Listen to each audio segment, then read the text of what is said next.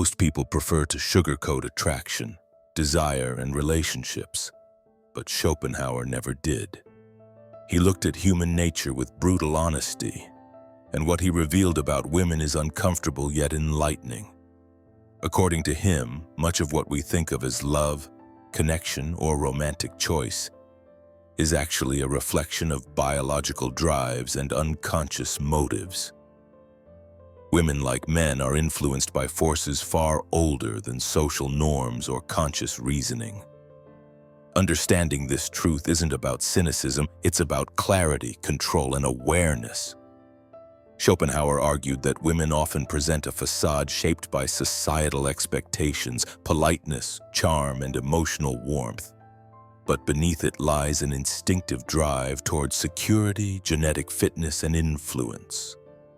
What society labels preferences or choices are frequently guided by nature's hidden agenda. Recognizing this doesn't diminish women.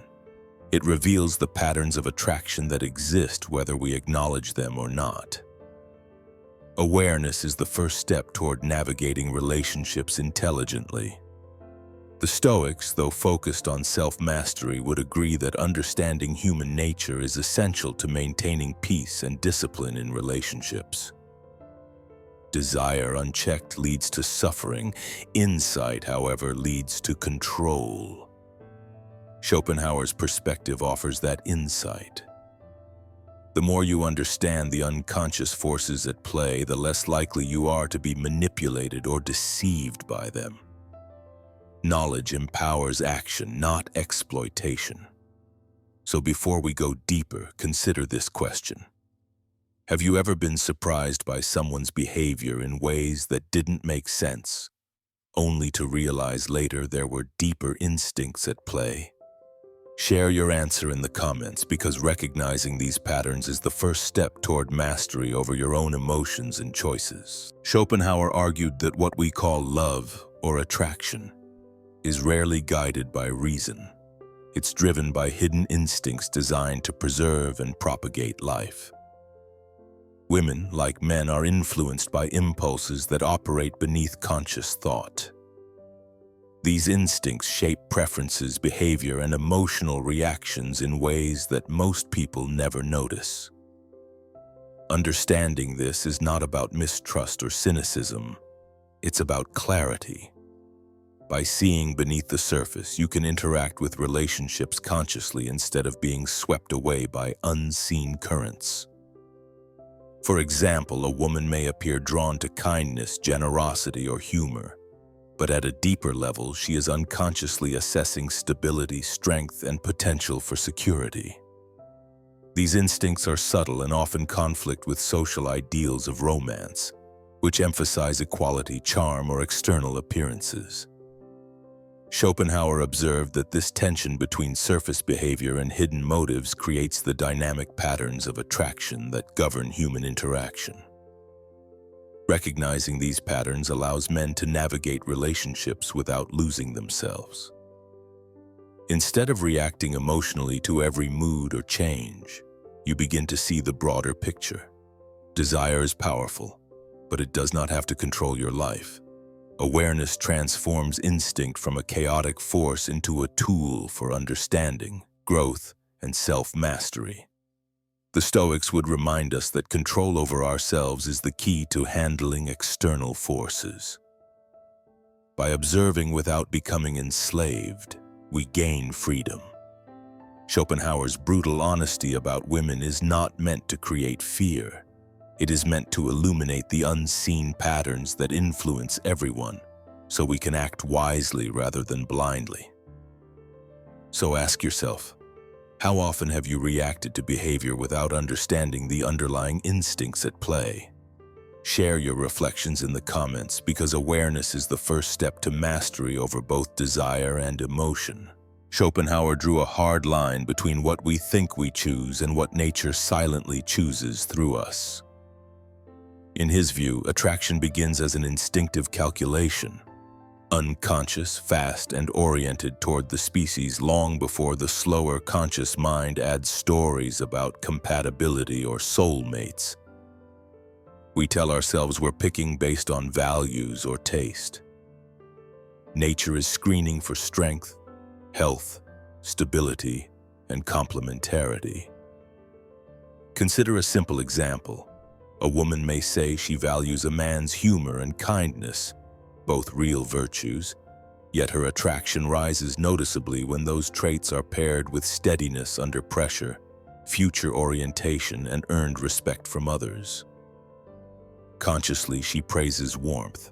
Unconsciously, she responds to signals of reliability and status.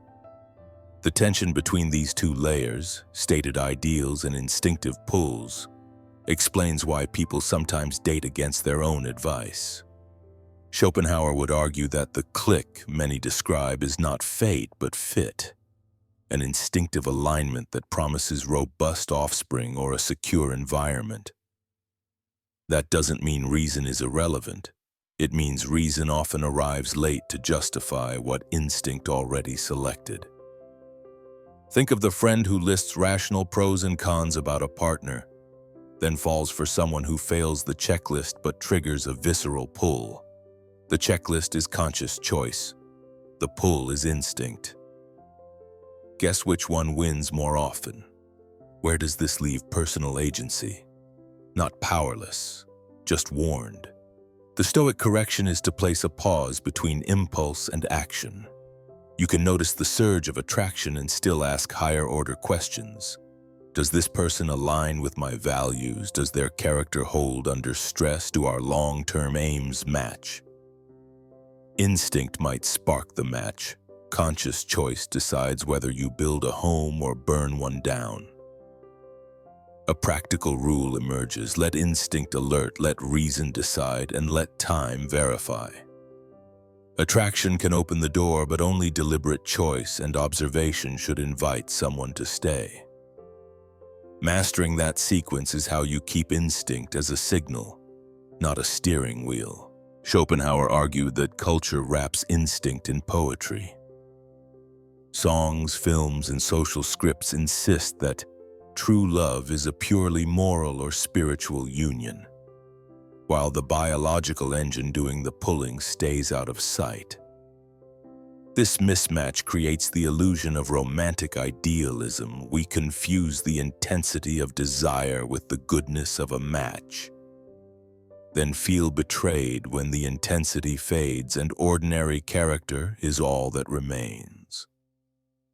Look at common patterns. People proclaim they want kindness, yet repeatedly choose charisma without consistency. They claim to value peace, but gravitate toward the thrilling, emotionally volatile partner. Consciously, they defend the choice with noble reasons. Unconsciously, they're answering older signals: status, scarcity, strength, fertility cues, or social proof. The result is cognitive dissonance. The story says virtue. The behavior says instinct. Schopenhauer's point isn't to sneer at love. It's to remove the blindfold. The early phase of infatuation is nature's subsidy. Heightened emotion lowers skepticism, so two people bond. When the subsidy expires, reality audits the relationship: habits, values, conflict skills, and shared aims. If those pillars were never present, the couple reads the audit as falling out of love, when in fact the trance simply lifted. The Stoic remedy is sober selection. Don't deny chemistry, interrogate it. Ask, what exactly is attracting me? Does this person's track record match the traits my rhetoric praises? How do they act under constraint, fatigue, stress, disappointment? By shifting from fantasy to observation, you protect yourself from the trap of mistaking intensity for compatibility. A practical test: press pause during the high. Wait through a few ordinary, even inconvenient days before deep commitments. If admiration holds when the spotlight dims, you're seeing character, not just chemistry. Romantic idealism promises rescue. Reality offers responsibility. Choose the latter, and desire becomes a servant of wisdom, not its master. Schopenhauer shows you the engine under the hood. The Stoics hand you the steering wheel. Awareness is the hinge between them. You can't erase instinct, but you can refuse to be dragged by it. The first move is naming what's happening in real time. I feel a surge because she's confident and admired by others. My mind is equating social proof with value. That sentence alone converts a reflex into an observation. Once seen, the pull weakens enough for judgment to enter. From awareness, build boundaries. Infatuation tries to accelerate commitment before reality has been tested. Slow it down on purpose. Keep your routine, protect sleep, don't abandon prayer, training, or work just to chase dopamine. Meet across different contexts, busy days, stressed evenings, ordinary weekends, so you witness character instead of curating moments. If respect grows when the gloss fades, you're seeing substance. If it collapses, you are held by a story, not a person. Control also means refusing to negotiate with red flags. The Stoic asks, what does this behavior forecast under pressure? Entitlement now predicts contempt later. Secrecy now predicts erosion of trust later. Schopenhauer would say instinct urges you to ignore these warnings because the species wants the pair to bond. The disciplined mind answers, not at the price of my peace. You don't punish or preach, you quietly reallocate access. Cultivate competing loyalties that dilute obsession, duty, craft, faith, and friendships that don't orbit romance. A life with multiple pillars makes you harder to sway and easier to respect. Paradoxically, this steadiness increases attraction, calm presence signals strength, and it protects you if the bond breaks. The aim isn't to feel less. It's to remain sovereign while you feel in practice. Let chemistry alert you, let time reveal you, let standards decide for you.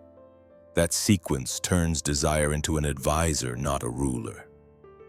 Schopenhauer explains why you're pulled. Stoicism teaches how not to be possessed. When you hold that line, you don't need control over anyone, you carry control over yourself. And that's the only control that lasts. Schopenhauer's value isn't in making you cynical, it's in stripping away naivety. Seeing the biological engine under romance can feel brutal at first, but the destination isn't contempt, it's competence. When you understand that instinct amplifies certain signals, status, steadiness, social proof, and blurs others, character defects, value, misalignment, you stop personalizing what isn't personal. Attraction becomes data, not destiny. That shift alone dissolves a lot of resentment and neediness. Clarity should make you kinder, not colder. If you accept that everyone, women and men, moves under a mix of instinct and intention, you replace blame with standards. You don't argue with impulses, you align your life so only relationships that respect your values can stick. You keep your word, you protect your time, you tell the truth early, and you bow out when trust erodes. Schopenhauer diagnoses the pull, your ethics decide the path. Use a simple field test, chemistry, character, and continuity. Chemistry asks, do we feel it? Character asks, do they act with integrity under pressure? Continuity asks, do their words and patterns match over time? Most people stop at the first question and hope for the best. The disciplined few let questions 2 and 3 carry more weight.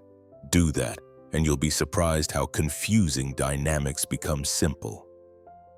Refuse the 2 common traps, idealization and hostility. Idealization hands over your judgment. Hostility poisons your spirit.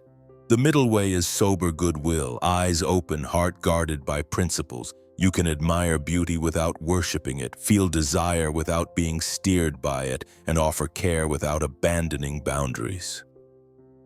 That's emotional sovereignty. You choose how far, how fast, and on what terms. In the end, Schopenhauer's perspective is a lens, not a law. Let it de-romanticize the fog, then let your higher aims, faith, craft, service, family, set the course. The point isn't to outsmart nature. It's to cooperate with it without being conquered by it. Master that balance, and you won't just navigate love better, you'll live better, because the same muscles that steady you in romance steady you everywhere else. Schopenhauer's lens can feel harsh, but its purpose is to wake you, not to harden you. When you see how instinct tugs at choices, you stop mistaking chemistry for compatibility and start measuring character, alignment, and time. That shift replaces confusion with clarity and resentment with standards. Carry this forward with stoic calm. Let desire signal, let reason decide, and let time verify. Keep your routine, keep your word, and keep your boundaries. You don't need control over anyone, only mastery over yourself. From that center, you can love deeply without losing direction. If this perspective sharpened your thinking, tell me what changed for you. And write seductive wisdom in the comments so I know you stayed to the end. See clearly, act cleanly, and let your principles do the choosing.